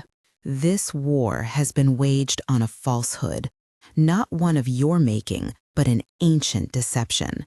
She retrieved a file from the archives, not a treaty, but a Luna's private journal, dated over 3 centuries prior. Luna Morel witnessed the inception of this conflict. The sacred stones you fight over, they belong neither to you, Kale, nor to you, Vorlo. They were placed there by the Lycan King himself as a border marker, dividing your territories equally. The engravings do not signify ownership. They represent a map of the original shared boundary. She displayed the magnified image. Your ancestors misinterpreted the king's cartography. Each side saw only what they wished to see, and thus a feud rooted in pride and misunderstanding took root. Without waiting for objections, she swiftly brought up another screen, a detailed geological survey. That is irrelevant now. Blood has already been spilled. Pride has become the new boundary. Therefore, we will redefine it. She presented her solution from the initial trial, the aquifer. It runs directly beneath the center line of the basin. My proposal is not to divide the land, but to share the resource. I will not share with him, Kyle roared defiantly. You will, Clara commanded, her Luna's voice piercing through the room like a blade. Because I am not asking. I am establishing the Cascade Mountain Alliance. While my mate wields absolute power, my authority lies in fostering cooperation. You will sign this treaty, which cedes the land to a neutral third-party territory governed by me as Luna. The water will serve joint infrastructure projects. Your packs will collaborate to construct them. This war will end not in triumph, but in mutual gain. She let the implicit threat linger. Or you will answer to my king and then to me. Both alphas stood pale and cornered. She had offered them an escape that preserved their dignity while ending the hostilities. It was masterful. It was decisive. Before the council could react, Alpha Kale gave a brief, astonished nod. I accept the Luna's mediation. Seeing his rival agree, Vorlo followed suit. We concur. Clara turned her attention back to the council. Thorn and the third alpha were ashen-faced. In mere minutes, she had accomplished what their collective leadership failed to achieve in a century. Your verdict, alphas, Clara asked, her voice soft yet steely. Thorn opened his mouth, but no sound emerged. Ara looked down, defeated. The competency accords are satisfied. The room fell silent as the feed cut off. Julian stood in the shadows, his figure elongated by the soft glow of the afternoon light. His gaze wasn't fixed on the now blank screen, but on Clara. She stood with her shoulders squared, though the adrenaline that had fueled her was ebbing away, leaving her body trembling. The fierce resolve in her silver eyes softened as reality settled in. She had triumphed. She had confronted the council, unraveled a century-old conflict, and earned the respect of two rival alphas who had once been sworn enemies. Turning to Julian, she offered a shaky, exhausted smile. It's over. In 2 quick strides, he crossed the room. There was no kiss, no celebration, just an embrace. He pulled her close, resting his face in her hair, holding her as if she might slip away. It's over, he murmured, his voice heavy with emotion she never heard from him before. You were extraordinary. You were everything. But their victory was not without its shadows. As Clara leaned into him, her strength finally giving way, Julian's expression hardened. He had watched her fight her battle. Now it was his turn. Ricker, he called out, his tone cutting through the stillness. The head of security emerged from a side office, his face grave. He bowed deeply to Clara, genuine respect flickering in his eyes. My king, my Luna. Julian's voice was calm, but laced with lethal intent. We've been monitoring the data breach as instructed. Report. Ricker nodded. The attack was sophisticated, as the council indicated, but it wasn't automated. It was a coordinated campaign run through a private, encrypted server. We were tracing the source when we received an inbound message from one of the conspirators. He held out a tablet. On its screen was a thread of messages. One of Khloe's loyal followers had cracked under the weight of guilt. "I can't do this anymore. This isn't about pack loyalty. It's sick. I just watched the final assessment. What they did, what we did, using that private info. She, the Luna, she's the real deal. I'm out. Here is everything. The server IP, the chat logs, all of it. Khloe started it." Ricker scrolled further, revealing damning evidence. Khloe's initial message, her requests for personal information, her coordination of the harassment campaign, all tied directly to a burner phone. Ricker's team had already traced the device to Alpha Thorn. Clara's heart clenched as she read the words. She did it," she whispered, the betrayal laid bare in cold clinical detail. Seeing the proof reopened wounds she thought she'd begun to heal. Julian's eyes turned icy black. He looked at Ricker. "You have the confession. You have the logs. You have the location of the burner phone. This is treason against the king, against the Luna, against the allied pacts." Ricker nodded, understanding the unspoken order. "My men are en route." "Bring her here," Julian commanded, his voice steely. "Bring them all.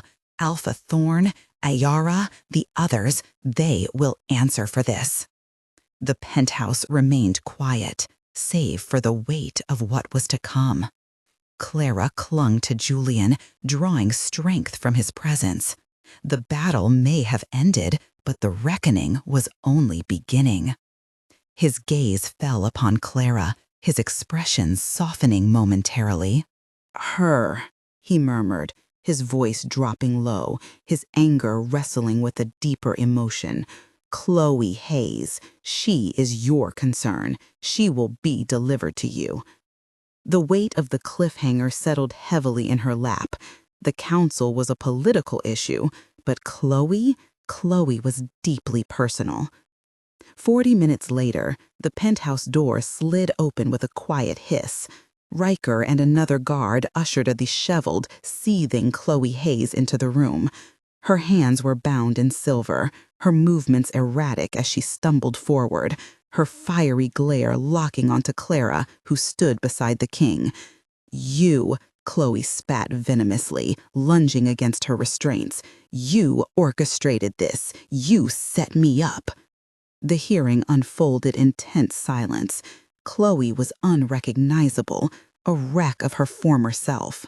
Her once pristine appearance was gone, replaced by matted hair, torn clothes, and a wild, feral energy. Days of isolation, fueled by paranoia and fury, had stripped away her polished facade. What remained was a raw, screaming bundle of envy and desperation.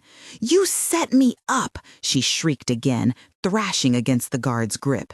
"You turned them all against me. You made them see me as weak." Clara remained silent, her heart a cold, heavy stone in her chest. The girl she had grown up with, the one she had shielded from the king's wrath, was no longer there. This person standing before her was a stranger. Khloe Hayes. Julian's voice cut through the air like a blade, silencing her tirade instantly. He sat in a commanding chair, every inch the embodiment of absolute authority. Clara stood beside him, not behind him, her presence deliberate and unyielding. "You have been brought here on charges of high treason," Julian declared, his tone measured yet brimming with power. "Treason?" Khloe laughed, the sound brittle and unstable. "That's ridiculous. I didn't do anything wrong. I just spoke my mind. I have a right to my opinion."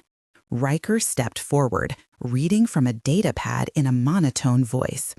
"You conspired with members of the Pack Council to illegally access and distribute private information. You organized a targeted harassment campaign to interfere with a binding competency trial. You provided compromising material to Alpha Thorn for use as leverage against your Luna. You actively sought to destabilize the new Lycan leadership. These are not opinions. These are acts of treason. Khloe's face drained of color. The casual digital games she had played blinded her to their real-world consequences. To her, it had been a social media ploy. To them, it was life or death. "No," she stammered, panic rising in her voice. I didn't mean it like that. Thorn, he asked me. He said he'd help me. He promised to clear my name if I helped prove Clara was unfit." "So you admit the conspiracy?" Julian interjected, his statement firm and devoid of question.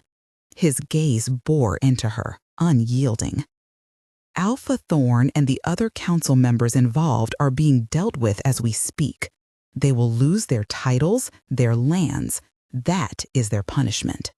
He rose slowly from his seat, his towering shadow engulfing her.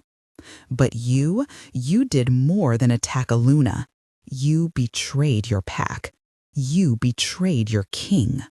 And you betrayed your friend." For a fleeting moment, his eyes flickered toward Clara, softening slightly before hardening again as he turned back to Khloe. "The traditional punishment for treason is simple. Exile." The pronouncement echoed in the room, heavy and final. Khloe would lose everything, her identity, her pack, her safety. Cast out into the untamed lands, she would become a rogue, hunted and vulnerable.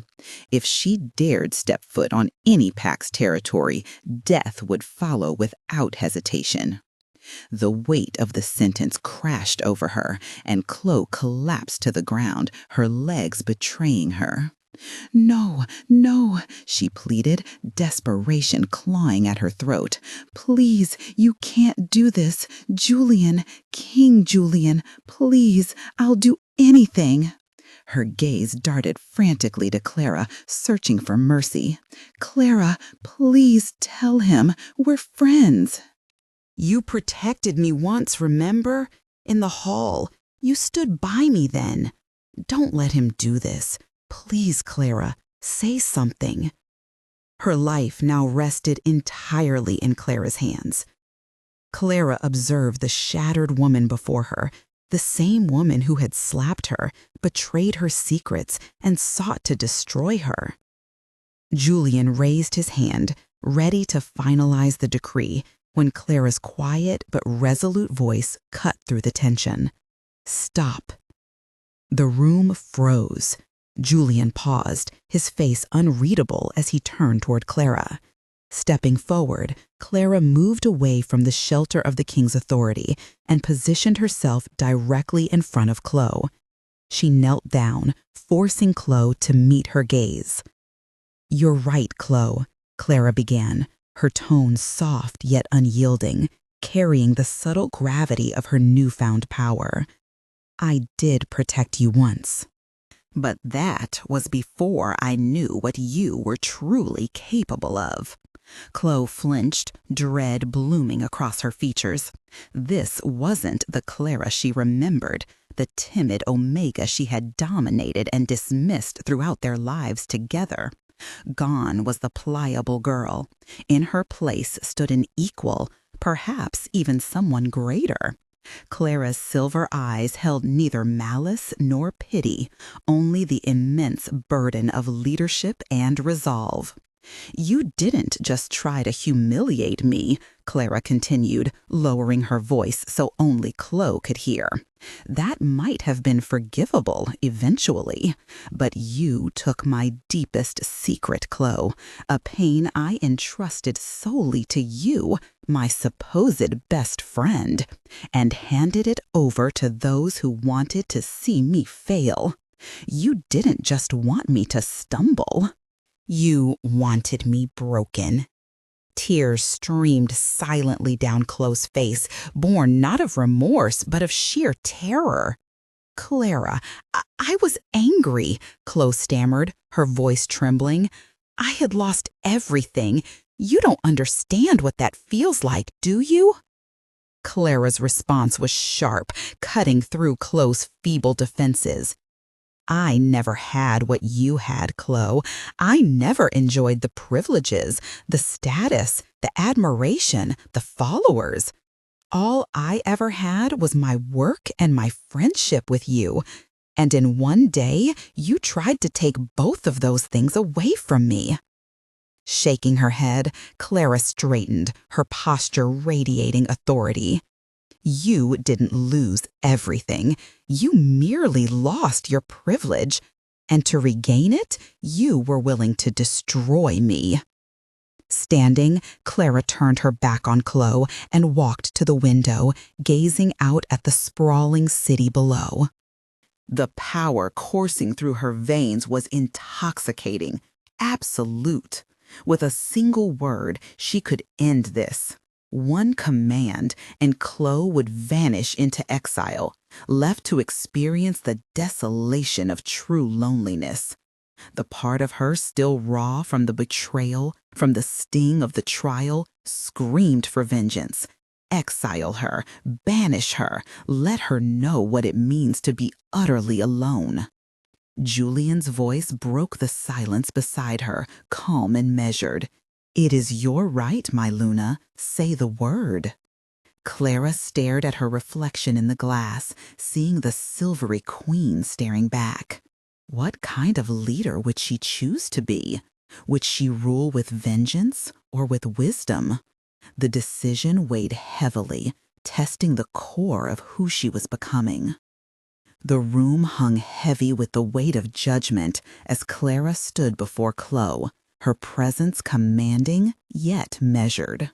The air crackled with tension, the kind that comes from decisions that carve new paths in lives already fractured. Clara's voice cut through the stillness, formal and resolute. Exile has long been the traditional punishment, she declared, her tone unwavering. And the king is correct. It is what you deserve. Khloe's breath hitched, a strangled sob escaping her lips, but Clara did not falter. Instead, she stepped closer, her gaze steady. This is not the sentence I decree, Clara continued, her words deliberate. Julian's head snapped up, disbelief etched across his features, while Khloe stared blankly, uncomprehending. Clara's voice hardened as she spoke again. You are a traitor, she said firmly, leaving no room for argument. But you are also a resource. The very skills you wielded to undermine me, your ambition, your cunning, they are formidable. You simply directed them toward destruction instead of creation. Clara paused, drawing in a deep breath. Her next words carried the weight of both justice and hope. I will offer you a choice, Khloe Hayes, one you denied me when our roles were reversed. She raised one finger, her gesture precise. Choice 1, exile.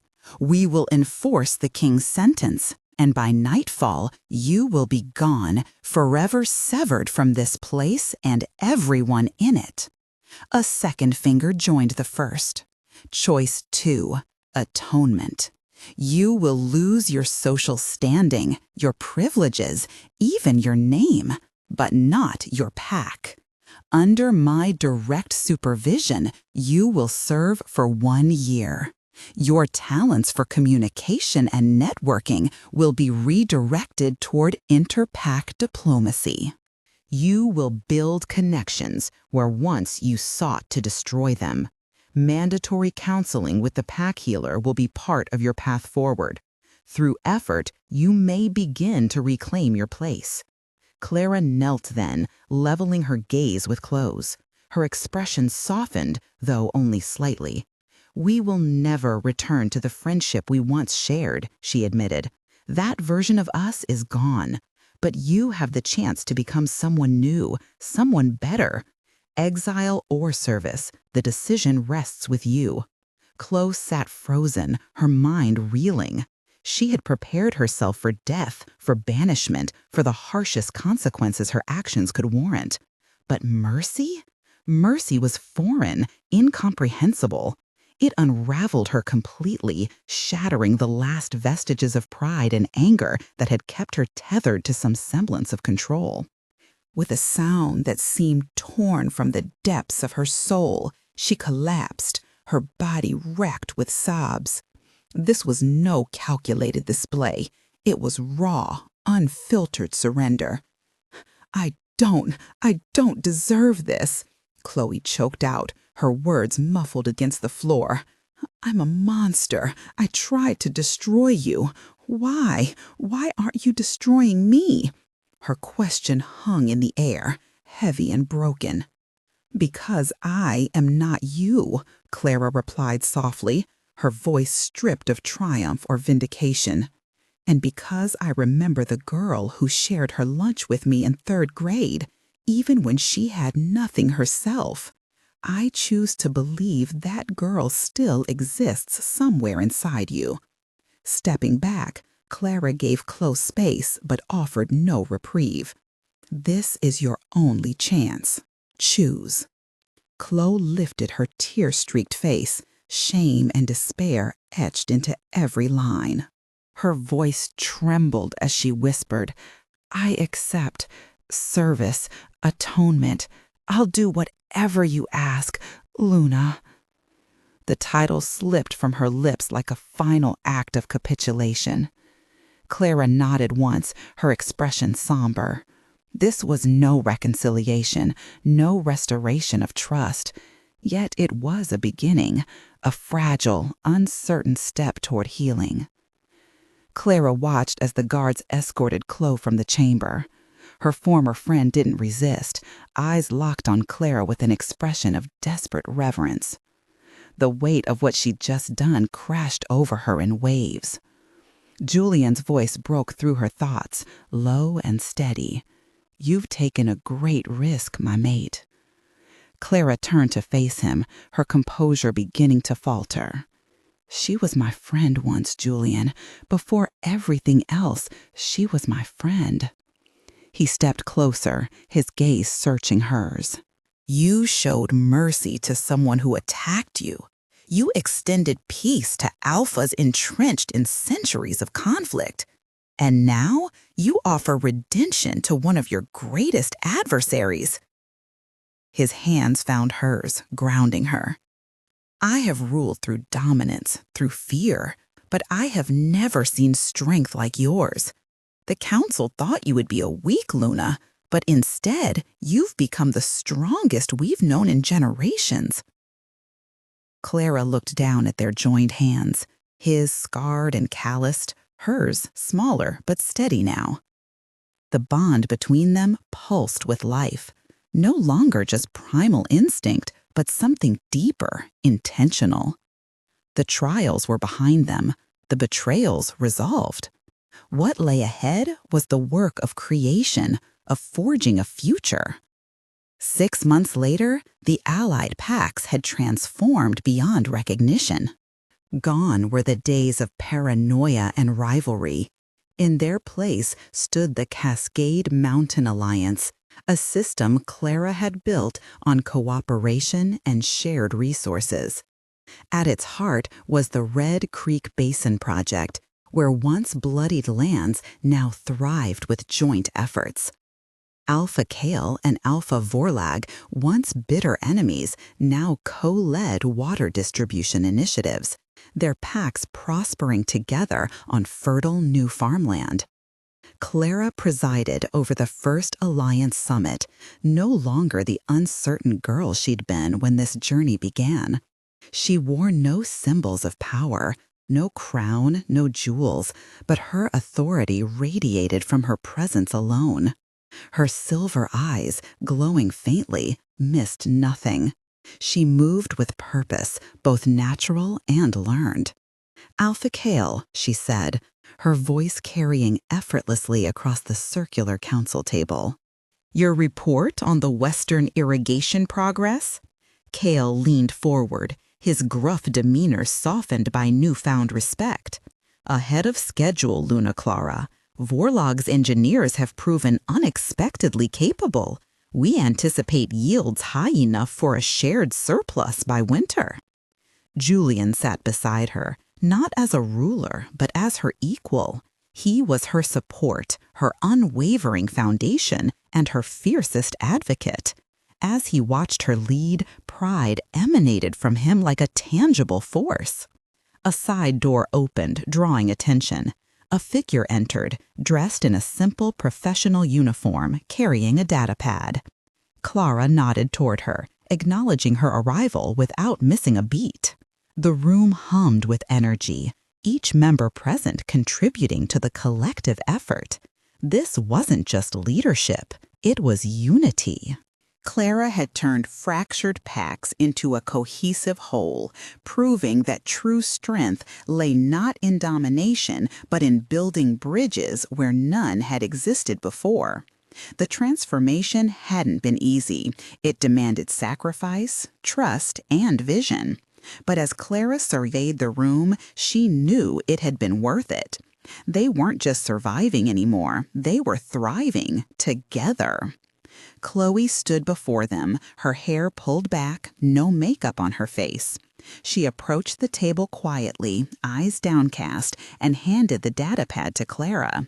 "Luna, the adjusted trade manifests you requested. I've highlighted the discrepancies in the Nightwood shipping." Her voice was steady, efficient. Clara accepted it with a nod.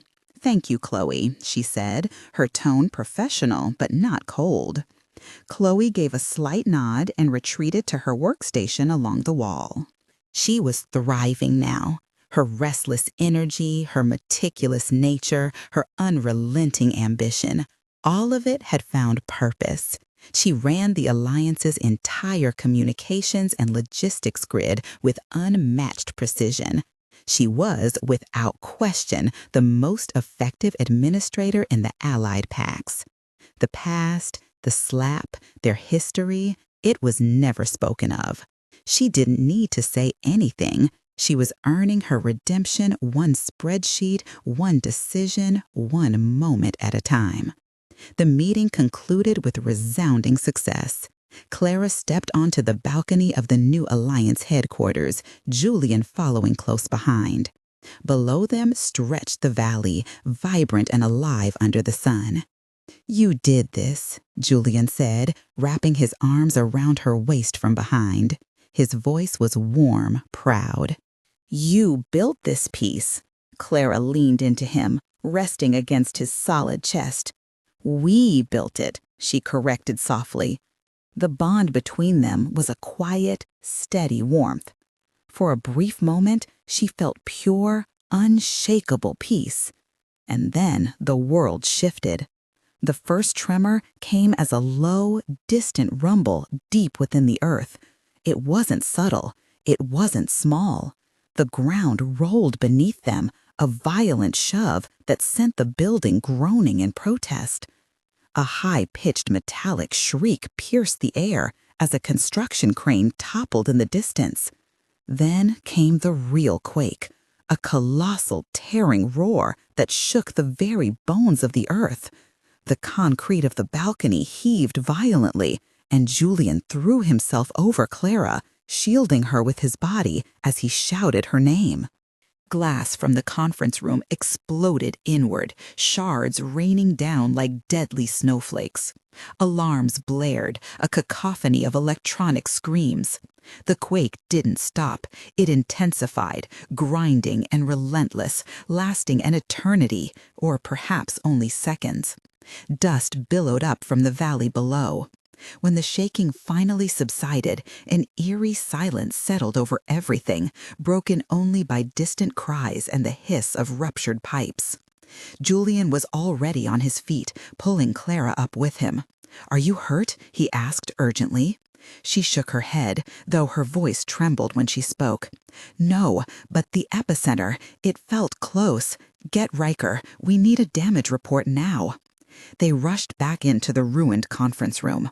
Alphas were picking themselves up off the floor, shaken but alive. Kyle's voice cut through the chaos, barking orders with the instincts of an old warrior. Khloe was already at her workstation, which had miraculously survived the quake intact. Her fingers flew across the keyboard, her expression taut with controlled terror. "It's Anchor City," she reported, her voice strained. "The epicenter was just offshore. Human comms are down, all of them, the city." She hesitated, swallowing hard. "Gods, the city is devastated." In the old days, every pack would have recalled its warriors, secured its borders, and hoarded its resources, leaving the city to fend for itself or die trying. Julian turned to Clara, waiting. "What is the order, my Luna?" Clara's silver eyes burned with determination. There was no panic in her, only command. "This is it," she said, her voice cutting through the fear like a blade slicing through fog. "This is the test." She turned to her console. "Kale Forlow log, forget the aquifer. I need your heavy machinery and every engineer at the city limits in 30 minutes. Our borders," Kale began. "Have no borders." Clara's Luna voice snapped, freezing him in place. "The Cascade Mountain Alliance responds as one. Khloe." Khloe looked up, her face pale but focused. "Yes, Luna. You built the communications grid. Use it. I want a multi-act dispatch system live in the next 5 minutes. I want triage locations, heavy rescue zones, and medical supply chains. Coordinate with every Pack Alpha. Use my authority. You are the voice of the Alliance. Move." Khloe's eyes widened. This was it. This was the ultimate test of her skills. "Yes, Luna," she said, and her fingers became a blur. "Julian." Clara turned to her mate. His power was thrumming, ready to be unleashed. "You are with me. We are not leading from here. We are leading from the front." They ran for the vehicles. The conference room had become a war room, and the Alliance, which had been a symbol of peace, was now a coordinated, rapid response rescue army. When they arrived at the city limits, the scale of the disaster was biblical. Buildings were pancaked, fires raged, the air was thick with smoke and the screams of the trapped. "Khloe," Clara said into her comms, her voice steady, "where first?" Khloe's voice came back, no longer the influencer, but the quartermaster. "Anchor City Hospital, main wing collapsed, hundreds trapped. It's the worst of it. I'm routing Kale's team there now." "We'll meet them," Clara said. She looked at Julian. "Let's go save our city." The scene at Anchor City Hospital was pure chaos. A 6-story wing had collapsed into a 3-story pile of shattered concrete and twisted rebar. Human first responders were overwhelmed, their equipment useless against the scale of the destruction. "Ricker Kale, secure the perimeter," Julian roared, his king's voice cutting through the panic. "4 legs pack, medical triage now." The shifters moved with supernatural speed and strength, their enhanced senses cutting through the smoke. Clara closed her eyes, standing in the center of the wreckage. She wasn't a general, she was a Luna. She pushed her senses out past the noise and the screaming. The genetic memories provided the technique. She could hear them under the rubble. She could hear heartbeats. "There," she said, her voice quiet but absolute. She pointed to a massive slab of concrete. "There are 3 survivors alive in a void 20 feet down, but the rebar is shifting." Julian was at her side. "I can lift that." "You'll bring the whole thing down on top of them," Kale argued. "No." Khloe's voice crackled over the comms. She had accessed the city blueprints. "Luna, Kale is right. The structural integrity is gone, but there is a service tunnel. It's collapsed, but it's behind them. If Julian can stabilize the main slab, Kale's team can cut through the tunnel wall." "Clara?" Clara nodded, her decision firm. "Julian stabilizes the slab, Kale coordinates the tunnel breach. Khloe, keep feeding us intel." Her voice was calm but carried the weight of command. The operation kicked into high gear. Julian positioned himself beneath the massive slab, his body straining against its immense weight. Sweat poured down his face, but his focus never wavered. Kale's team worked with precision, cutting through the debris with tools designed for such emergencies. Each movement was calculated, each breath measured. The lives of those trapped depended on their efficiency. Meanwhile, Khloe monitored everything from the command center, her fingers flying across the keyboard. She rerouted resources, updated rescue teams on emerging hazards, and ensured communication lines remained open. The alliance functioned like a well-oiled machine, its members united by a common purpose.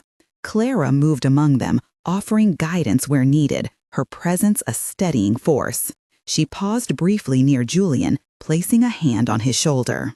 "We've got this," she said softly, her words meant only for him. He gave her a tight nod, his expression resolute. As the hours ticked by, progress became evident. The first survivor was pulled from the rubble, their cries of relief echoing through the chaos. Medics rushed forward, stabilizing the injured before transporting them to safety. One by one, the trapped were brought out, each success fueling the determination of the rescuers. Yet, challenges remained. Fires continued to spread, threatening to engulf nearby structures. Smoke filled the air, making breathing difficult even for the shifters. Clara barked orders, directing teams to contain the flames, while others focused on search and rescue. Amidst the turmoil, moments of humanity shone through. Volunteers arrived with supplies, water, food, blankets, offering what little they could to aid the effort. Families gathered at safe zones, clinging to hope as they waited for news of their loved ones. Clara found herself pausing occasionally to speak with them, offering reassurance and updates. These interactions grounded her, reminding her why they fought so hard. Despite the devastation, there was resilience. People came together, supporting one another in ways that transcended fear or despair. By nightfall, the situation began to stabilize. The immediate danger had passed, though much work remained. Exhaustion hung heavy in the air, yet no one complained. They understood the stakes. As the last survivor was carried to safety, a cheer erupted among the responders. Clara joined them, her heart swelling with pride. They had faced the impossible and prevailed. Turning to Julian, she smiled faintly. "We did it," she murmured, her voice barely audible over the celebration. He pulled her into a brief embrace, his grip firm. "Together," he replied simply. In the days that followed, the community rallied to rebuild. Stories of heroism emerged, tales of ordinary people doing extraordinary things. Clara and her team became symbols of hope, their actions inspiring others to contribute however they could.